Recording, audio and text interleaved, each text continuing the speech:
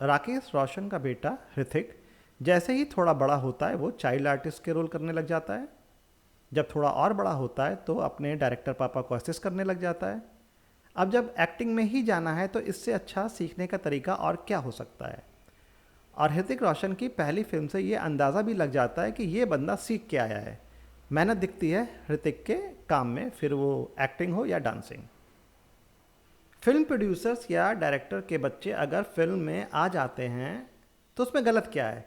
गुस्सा तब आता है जब वो बुरी एक्टिंग करते हैं और गुस्सा तब बढ़ जाता है जब बुरी एक्टिंग के बाद भी उनकी फिल्म्स हिट हो जाती हैं और उन्हें बार बार एक्टिंग बुरी करने का मौका मिल जाता है। वरुण धवन, सोहा अली खान और भी इनके जैसे कई स्टार इतनी फिल्म्स करने के बाद भी अच्छे एक्टर बन के नहीं उभरे। ज़रा सोचो, इनके मन में यूपीएससी का एग्ज़ाम देकर आईएएस या आईपीएस बनने का सपना आता होगा। हाँ हाँ, मजाक ही कर रहा हूँ। यहाँ पॉलिटिशियन के बच्चों को हीरो बनने का चस्का लग जाता है, फ्लॉप कर जाते हैं तो वापस पॉलिटिक्स में। तो एक साहब हुआ करते थे पुराने ज़माने में, विजय माल्या साहब, बड़े प्रोड्यूसर थे। मैं उस ज़माने की बात कर रहा हूँ जब धर्मेंद्र, राजकुमार, शम्मी कपूर जैसे लोग सुपरस्टार हुआ करते थे। विजय साहब ने झील के उस पार, काजल, नीलकमल, तुम हंसी मैं जवां जैसी कामयाब फिल्म्स प्रोड्यूस करी थी। बड़े बड़े फिल्म स्टार का उनके घर आना जाना बड़ा आम हुआ करता था। और उनका बेटा राकेश रोशन नहीं, राकेश मारिया, कभी भी चाहते तो फिल्म्स में ट्राई कर सकते थे। पर उन्होंने यूपीएससी का एग्ज़ाम दिया, आईपीएस ऑफिसर बने वो। जितनी मेरी जानकारी है, मैंने आज तक नहीं सुना न देखा कि इतने बड़े प्रोड्यूसर के बेटे का सपना ही ना हो फिल्म में एक्टर बनना।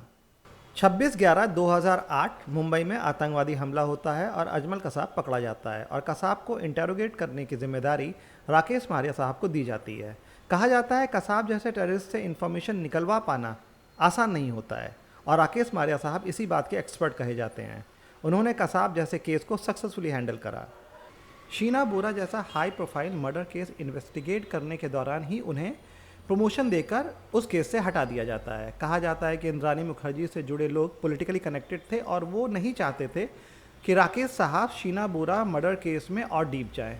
उस वक्त मीडिया में स्पेकुलेशन था कि जिन साहब ने राकेश मारिया को रिप्लेस करा है वो इंद्रानी मुखर्जी और उसके हस्बैंड के करीबी हैं। राकेश साहब ने हीरोइज़्म तो चुना, पर वो फिल्मी नहीं, रियल लाइफ हीरोइज़्म था। राकेश मारिया साहब के बारे में ज़्यादा जानने के लिए उनकी बायोग्राफी ज़रूर पढ़ें, बहुत ही इंटरेस्टिंग एंड इंस्पायरिंग है।